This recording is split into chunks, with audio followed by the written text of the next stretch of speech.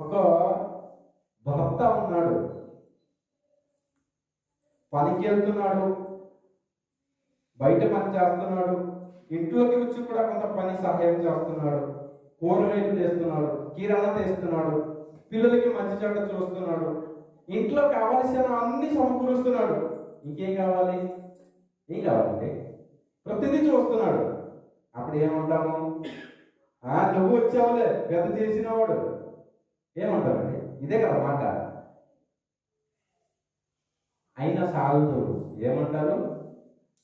చూస్తున్నావా పక్కింటి వాడు అంత మంచి పని చేస్తున్నాడు అంటే అప్పుడు భర్త ఎంత చేసినా కనపడదు. ఎవరు కనపడుతున్నాడు? పక్కింటివాడు. ఒకరోజు దేవుడి దయ వలన నీ గోల తట్టుకోలేక భర్త వెళ్ళిపోయాడు అనుకో. ఎక్కడికి? పైకి. అప్పుడు అది చూసారా? అప్పుడు కానీ బుద్ధి రాదు. అయ్యో మా ఆయన ఉండేవాడు, అంత చేసేవాడు, ఇప్పుడు కనీసం నాకు పట్టించుకోవడానికి ఎవరు లేరు అని ఎవరు విలువ తెలుస్తుంది? భర్త విలువ తెలుస్తుంది. నిజంగా నా భర్త ఉండేవాడు అన్ని చేసినా నువ్వేమి చేయలేదురా అని నేను అనేదాన్ని అని ఫీలింగ్ నీలో వస్తుంది. జంతువులారా, ఈ మాట ఎందుకు చెప్తున్నానంటే ఈరోజు నేర్చుకుందాం విలువ. వాక్యం పట్ల విలువ, కుటుంబం పట్ల విలువ, దేవుని పట్ల విలువ, స్నేహితులు, సహోదరులు, కుటుంబ ఫ్యామిలీలు, ప్రతి ఒక్కరి పట్ల విలువ నేర్చుకుందాం. చాలా మంది తండ్రులు చదువుకో అని పిల్లలు వెంట పడుతూనే ఉంటారు. అప్పుడు పిల్లలకి ఎలా ఉంటుంది? ఏంటి ఈయన? మిగతా తండ్రులు చూడు, వాళ్ళకి సెల్ ఫోన్లు కొని పెడుతున్నారు, మంచి మంచి గేమ్ స్టేషన్లు కొని పెడుతున్నారు. నా తండ్రి ఏంటి చదువుకో అని దివారాత్రులు నా బుర్ర తింటున్నాడు అని తెలియదు రాదా? ఒకరోజు ఆ తండ్రి విడిచిపెట్టి వెళ్ళిపోతాడు. నీకు ప్రయోజకుడు చెయ్యాలని ఆ తండ్రి చూసేవాడు, నువ్వు బాగుపడాలని ఆ తండ్రి చూసేవాడు. ఈరోజు ఆ తండ్రి లేడు. తెలిసిందా విలువ?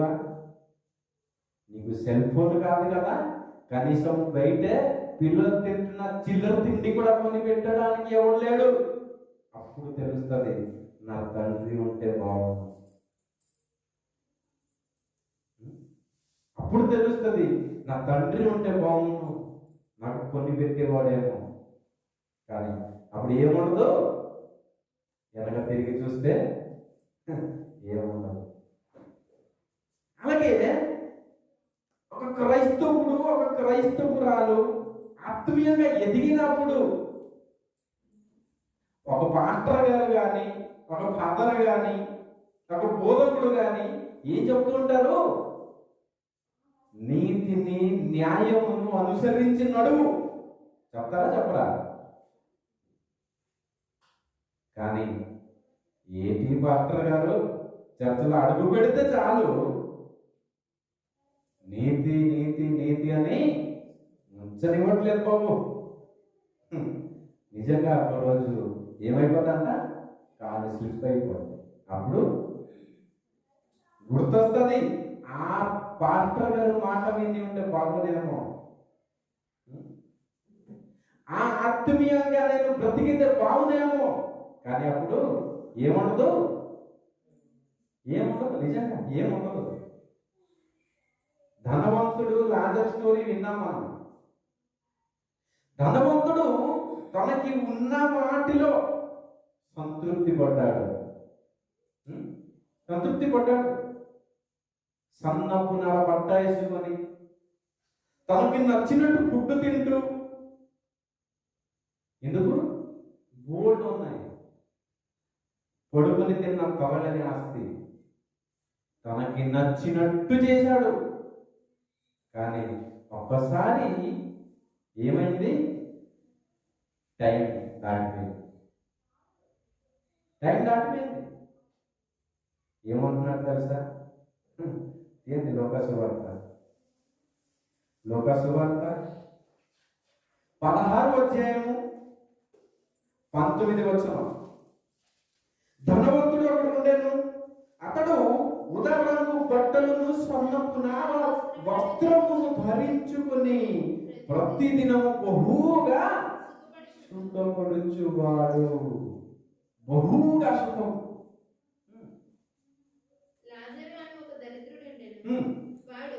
వాడు కురుపులతో నిండిన వాడై ధనవంతుని ఇంటి వాకిట పడి ఉండేను.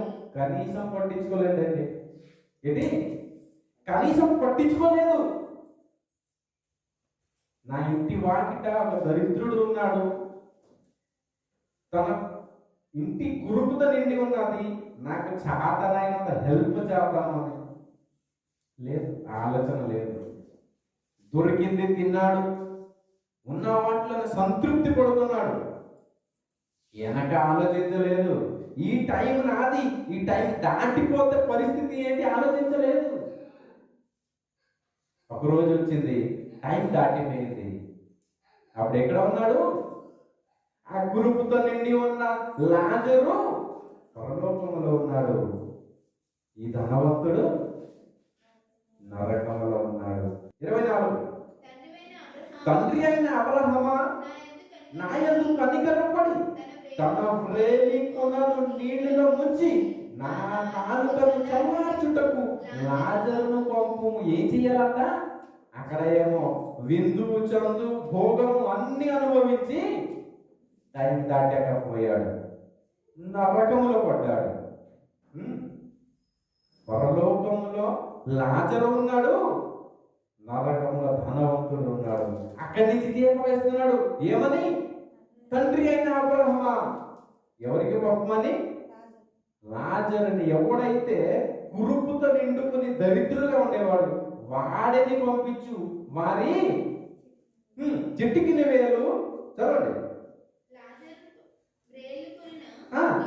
తమ వ్రేలుకొనిన నీళ్లలో ముంచి నా నాలుకన చల్లార్చుటకు లాజరును పంపుము అని అన్నాడు.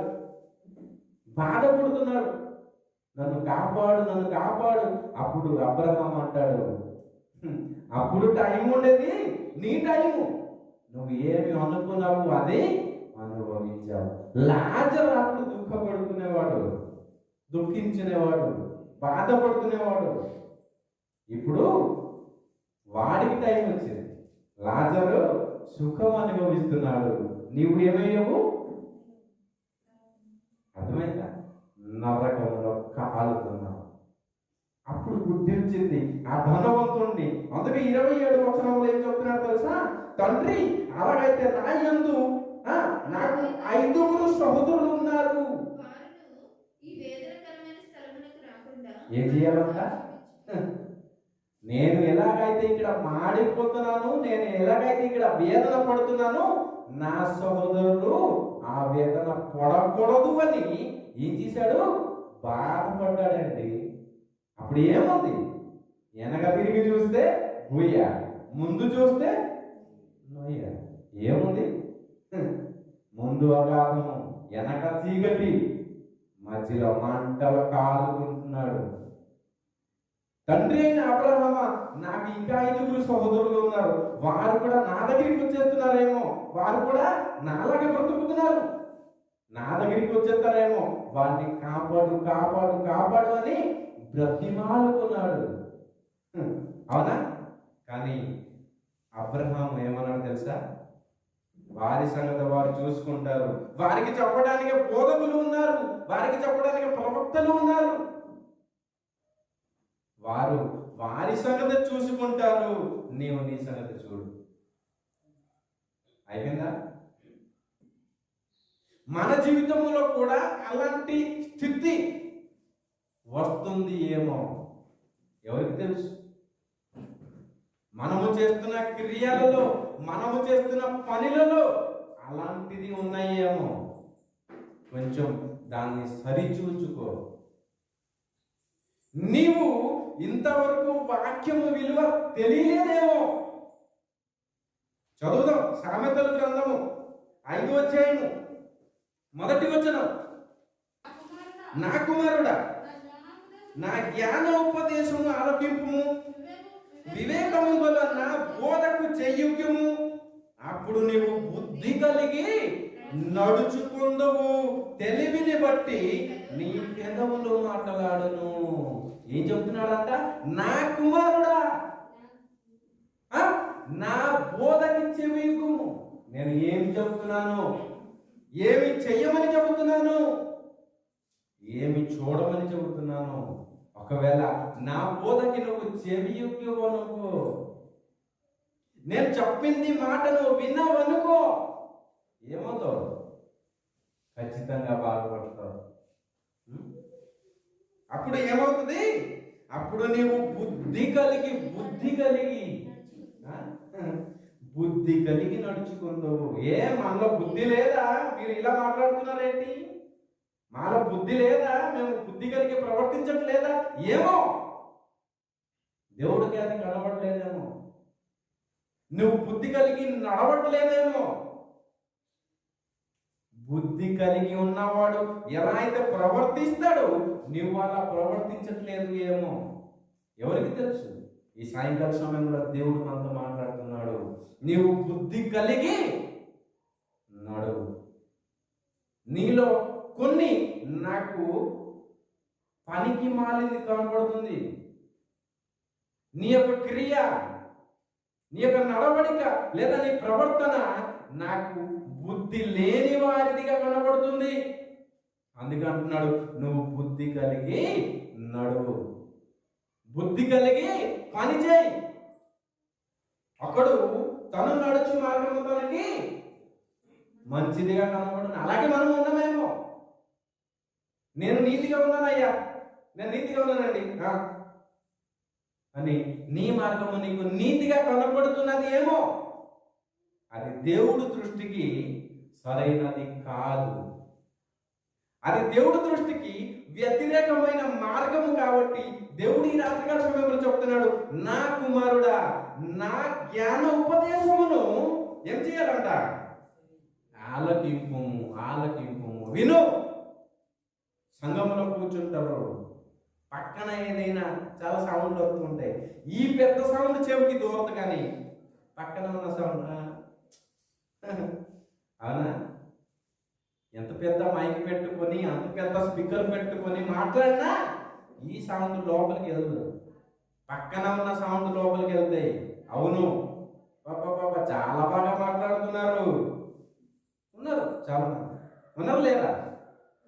ఉన్నారు. అందుకే అంటున్నాడు, నీ చెవి వాటికి కాదు, ఇక్కడ మాట్లాడబడుతున్న మాటలకి చెవి ఇవ్వము. అప్పుడు నువ్వు సరిగ్గా నడుస్తావు, అప్పుడు నువ్వు సరిగ్గా వింటావు. ఎప్పుడైతే వినవు, వినుట వలన విశ్వాసం కలుగును. నీలో ఉన్న విశ్వాసం రెట్టింపుగా అవుతుంది. నీలో ఉన్న విశ్వాసము దేవుని వైపు పరుగులాడుతుంది. ముందు విను. నా కుమారుడా, నేను చెబుతున్న వాక్యమును చెవియొగ్గి విని బుద్ధి కలిగి నడుచుకుందుకు, తెలివిని బట్టి నీ పెదవులు మాట్లాడు. చాలా మంది మాట్లాడతారు. ఎప్పుడైతే దేవుని మాట సరిగ్గా విన్నావు, అప్పుడు నీ పెదవులు నీ కంట్రోల్లో ఉంటుంది. ఏంటంట? నీ పెదవులు నీ కంట్రోల్లో ఉంటుంది. మనం ఏం మాట్లాడుతున్నాము, ఎవరి గురించి మాట్లాడుతున్నాము, ఎవరితో మాట్లాడుతున్నాము, ఎలా మాట్లాడుతున్నాము, ఇవన్నీ మన గుప్పెట్లో ఉంటుంది. మనము ఆడిన ప్రతి మాట ఆలోచించి అప్పుడు మాట్లాడతాము. ఏమో దేవుడు చూస్తున్నాడు, దేవుడు చూస్తాడు ఖచ్చితంగా. నువ్వు ఏమో అంటే అది నీ పరిస్థితి, నేనేం చేయలేను. దేవుడు ఖచ్చితంగా చూస్తున్నాడు. దేవుడు చూడటా, తలుపు వేసేస్తే చూడటా, లైట్ ఆఫ్ అయితే చూడటా. నువ్వు ఎక్కడ, ఎలా, ఎవరితో, దేని గురించి మాట్లాడినా దేవుడు వింటున్నాడు.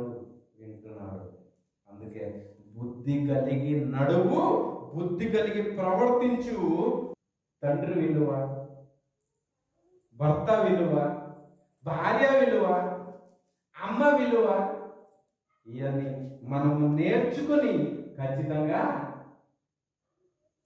వాటి యందు, వాటి సమయం ముందు వాటికి విలువ ఇస్తూ ఉంటే ఖచ్చితంగా దేవుడు సంతోషపడి సాతానుతో మాట్లాడుతుంటాడండి. చూసావా సాతానా, వాళ్ళ ఎలిమినగర్ చర్చలో నాకు ఒక విశ్వాసి ఉన్నాడు, నువ్వు వెళ్ళి ఏమి చేసినా వాడు అలాగే నిలబడతాడు. చెప్తాడా లేదా? చెప్తాడు, ఖచ్చితంగా చెప్తాడు. ఆ అవకాశం కోసం ఎదురు చూస్తున్నాడు, నీ గురించి నా గురించి సాతాను ఎదుట గొప్పగా చెప్పాలని. కానీ మనం ఆ అవకాశం ఇవ్వము తండ్రికి. ఏంటి తండ్రి ఏమో మొదలు పెడతాడేమో, ఇదిగో ఎలిమినగర్ చర్చలో ప్రమోద్ గోత్రం ఉన్నాడు, చాలా గొప్పగా ఉన్నాడు, చూడు చూడు చూడు అనగా అదేంటి చేయడానికి పని చేస్తున్నాడు. అర్థమవుతుందా? నాకు వ్యతిరేకంగా చేసేస్తున్నాడు, మరి నేను ఆయన గురించి ఎలా చెప్తానయ్యా నీకు? వెంటనే తండ్రి సిగ్గుపడతాడు సాతాను ఎదురుగా. ఇవన్నీ చేసి చివరికి సామెతల గ్రంథము 5వ అధ్యాయం 12 అక్కడ చదవండి. 12 అయ్యో ఉపదేశము నేను ఎట్లు త్రోసివేసి తిని, నా హృదయము గద్దింపునట్లు తృణీకరించను, నా బోధకుల మాట నేను వినకపోతిని. అప్పుడు గుర్తొస్తుంది, అయ్యో అయ్యో అయ్యో ఏమైంది, చేయి జారిపోయిందే. ఏంటైంది? చేయి జారిపోయిందే. ఇంకా నాకు కాపాడేవాడు ఎవడు? నేను ఏం చేయలేదంట. అయ్యో నా బోధకుల మాట నేను ఎట్లో వినకపోతిని. అప్పుడు గొంతు చించుకుని చెప్పారు, కరోనా వచ్చిన మాస్క్ పెట్టుకుని మరి చెప్పారు. ఒంట్లో బాగాలేకపోయినా జ్వరం వచ్చినా గంట గొంతు చించుకుని నా గురించి చెప్పారే, మరి నేను ఎట్లో వినకపోతిని. ఎప్పుడు గుర్తొస్తుంది తెలుసా? చెయ్యరాని పని చేసిన తర్వాత, అది పోయిన తర్వాత, దాని విలువ తెలిసిన తర్వాత అయ్యో అయ్యో అయ్యో నేను ఎట్లో వినకపోతిని. ఇంకేముంటది అప్పుడు? ఏముంటుంది? నా తండ్రికి నేను ఎంత ప్రేమిస్తున్నాను అంటే నా ప్రాణమైన తీసి ఇచ్చేస్తాను. ఎప్పుడు చెప్తాడు తెలుసా? ఎప్పుడు? తండ్రి చనిపోయాడు. ఏ తండ్రి బతికున్నప్పుడు కనీసం ఒక మంచి భోజనం నువ్వు ఇవ్వలేకపోయావు, అప్పుడు ఎక్కడికి వెళ్ళిపోయింది నీ ప్రేమ? అప్పుడు నీకు తెలీదా ఇలాంటి ఒక రోజు వస్తుందని? అప్పుడు నీకు తెలీదా నా తండ్రి సమస్తం తీశాడు?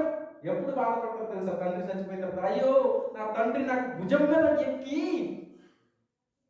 ఈ లోకం చూపించాడు, తను కింద ఉండిపోయి నన్ను పైకి ఎత్తుకున్నాడు. దేనికి? నేను ముందు చూపు చూస్తానని. అప్పుడు తెలీదా నీకు? తండ్రి పోయిన తర్వాత ఈ సాక్ష్యం అవసరమా? చాలా మంది చెప్తారు, అయ్యో నా బాధ చెప్పుకోవడానికి నా తండ్రి లేదు. ఉన్నప్పుడు ఏమైపోయింది చెప్పలేదే? తండ్రి యొక్క ఇంట్లో ఉంటే నువ్వు పక్క ఇంట్లో సెలవు పట్టుకుని కూర్చున్నావు. ప్రతి విషయంలో, తండ్రి విషయంలో కాదు, తల్లి విషయంలో, భార్య విషయంలో, భర్త విషయంలో, పిల్లల విషయంలో, చివరికి కూడా మనము అశ్రద్ధ కలిగి ఉంటున్నాం. చూడు, లోకం లేదంటారు కదా, ఉన్నప్పుడు దాని విలువ తెలీదు, నిజంగా తెలీదు. మనం అలాంటి వాళ్ళమే అండి. కనీసం పరిశుద్ధ గ్రంథం విలువ మనకి తెలుసా? ఆదివారం వస్తాము, ఓపెన్ చేస్తాము, చదువుతాము, ఏదో రాసేస్తాము, మరలా ఎప్పుడు చెప్తాం? అది ఆదివారమే. ఈ బైబిల్ లేక, సరిగా దేవుని మాటలు చదవలేక, ఒక బైబిల్ ఉంటే బావును ప్రభువా అని ప్రార్థన చేసిన వాళ్ళు ఎంతమంది ఉన్నారు తెలుసా?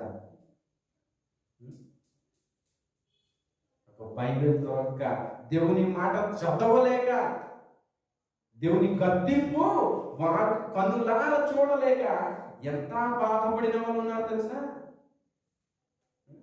అందుకంటారు, కడుపు నిండిన వారికి తేనె పుట్టు ఇచ్చిన ఏం చేస్తారంట? తొక్కిసి వెళ్ళిపోరు. ఏమన్నా బిర్యానీ తినేసి వచ్చాను నువ్వు తింటానా? ఆ విలువ ఎవరికి తెలుస్తుంది?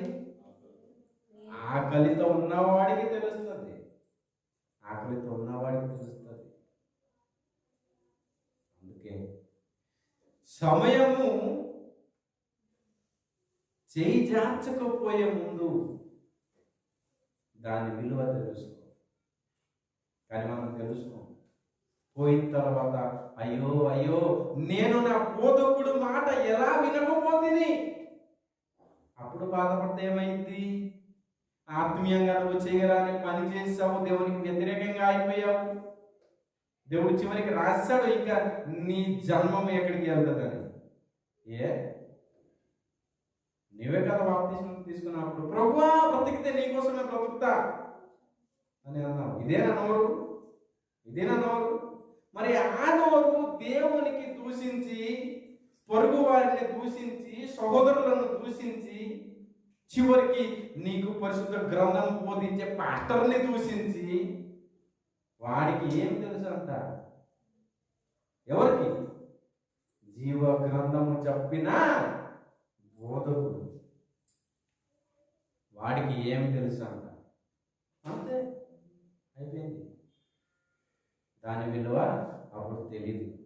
నిజంగా నీతి బ్రతుకు మనం దేవునికి చూపిద్దాం.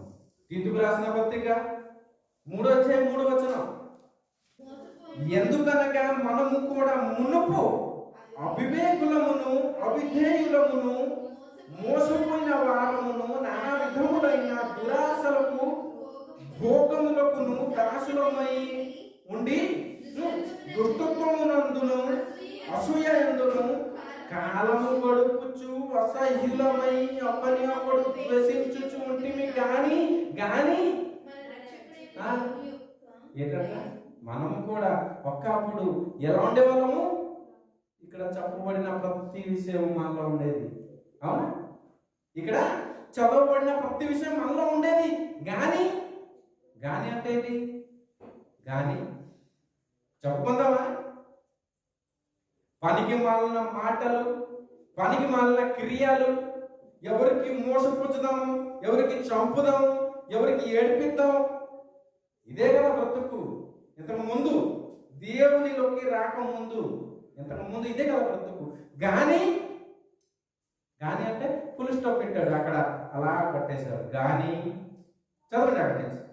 గాని మన రక్షకుడైన దేవుని యొక్క దయ జాలి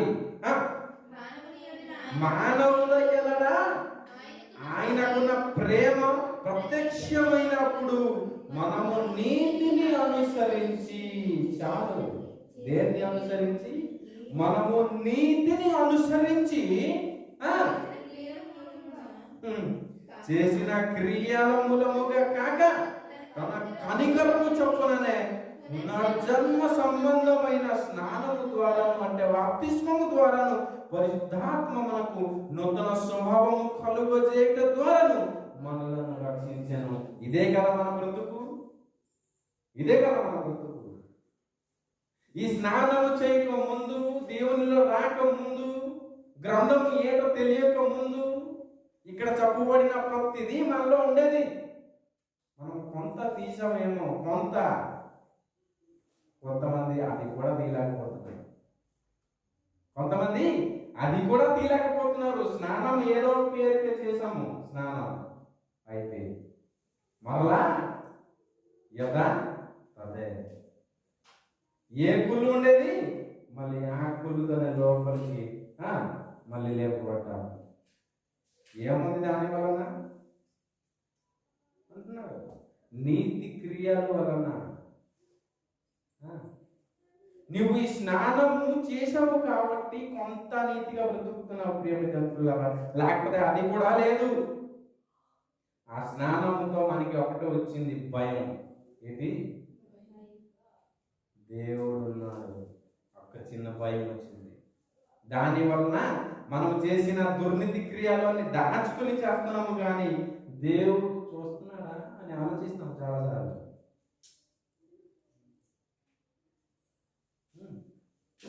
ఎవరు క్రియలకి ఫలము వారికి ఇచ్చుటకు దేవుడు వస్తున్నాడు. జాగ్రత్త. దేవుడు చూడలేకపోతున్నాడేమో అని నువ్వు అనుకుంటున్నావు. సమస్తం చూస్తున్నాడు దేవుడు. ఎవరు ఏ క్రియలు చేస్తున్నాడు, ఎవరు ఎలా మాట్లాడుతున్నాడు, ఎవరు ఏ పనికి మనల్ని పని చేస్తున్నాడు, ప్రతిదీ దేవుడు రికార్డ్ చేస్తున్నాడు. నీ జీవితం ముగియో లోపే లేదా రెండవ అక్కడ వచ్చే లోపు ఒకవేళ నువ్వు దొరికావనుకో, ప్రతిదీ దేవుడు పెద్ద ప్రొజెక్టర్ పెట్టి చూపిస్తాడు. కాబట్టి జాగ్రత్త సుమి. నీ బ్రతుకు పక్కింటి వాడు చూసినా ప్రాబ్లం లేదు, అది అక్కడితో ఆగిపోద్ది. కానీ దేవుడు చూశాడా, దేవుడికి వ్యతిరేకంగా ఏదైనా చేశావు, ఖచ్చితంగా దానికి జవాబు నువ్వే చెప్పాలి. చెప్పాడా? ధనవంతుడు చెప్పాడా లేదా? ప్రభువా, తండ్రి అయిన అబ్రహామా, నన్ను రక్షించు, నన్ను రక్షించు. అదే స్థితి నీకు నాకు వస్తుంది ఏమో. ఇక్కడ కూడి ఉన్న వారికి కొంతమందికి వస్తుంది ఏమో. ఏమో నాకైతే తెలియదు. నా విషయంలో కూడా నాకైతే తెలియదు దేవుడు ఎలా తీర్పు తీరుస్తాడు. ఏమో నేను పాపపు క్రియలు చేశానేమో. ఎవరికి తెలుసు? మీకు తెలుసా? దేవుడికి తెలుసా తెలీదా? చాలు. తండ్రి అయిన అబ్రహామా, నా నాలుక కొంచెం చల్లార్చవా? అప్పుడు అంటాడు అబ్రహాము, ఏ అప్పుడు చేసిన క్రియలు గుర్తురాలా అంటాడా? అందా? కనీసం నువ్వు విలువ కలిగి బ్రతికావా? నీకు ఇచ్చిన వారిని విలువ లేదు, నీ దగ్గరికి వచ్చిన వారికి విలువ లేదు. మరి ఎలా బ్రతికావు? ఏం చేశావు? దేనికి నేను నీ దగ్గరికి వచ్చి నేను నాలుక చల్లార్చాలి? చావు, నీ చావు నువ్వు చావు అంటాడు. నిజంగా ఇలా మాట్లాడతాడు అక్కడ. చాలా కఠోరంగా మాట్లాడతాడండి. ఇంకా జాలి దయాకి లేదు అక్కడ. అలాంటి చోటికి వెళ్ళకుండా తప్పించబడాలి అంటే ఫస్ట్ మనం చదివాము, నా బోధకి చెవియొక్కి బుద్ధిమంతుడుగా నడువు, బుద్ధి కలిగి నడువు. అప్పుడు నీ జీవితం ఖచ్చితంగా దేవునికి మహిమపరచున్నట్లుగా మారుతుంది. కాబట్టి ప్రియమైన మిత్రులారా, అలాంటి బ్రతుకు మనలో ఉంది ఏమో, అలాంటి క్రియలు మనలో ఉంది ఏమో, దయచేసి దాన్ని సరిచూసుకుని భార్యకి ఇచ్చిన విలువ భార్యకి ఇచ్చి, భర్తకి ఇచ్చిన విలువ భర్తకి ఇచ్చి, తల్లిదండ్రులకి ఇచ్చిన విలువ తల్లిదండ్రులకి ఇచ్చి, పక్కింటి వాడికి ఇచ్చిన విలువ పక్కింటి వాడికి ఇచ్చేస్తే, అంటే ఎవరిది వారికి ఇచ్చేస్తే ఏమైపోద్ది? అంత సాపి. లేకపోతే నీవు నేను ఇక్కడ ఉన్న వాళ్ళందరూ, ఈ లోకంలో ఉన్న వాళ్ళు అందరూ ఖచ్చితంగా ఏం చెప్పాలంట? దేవునికి ఒక చెప్పాల్సిందే. కాబట్టి ఓపికతో విన్న మీ అందరికీ దేవుని నామంగా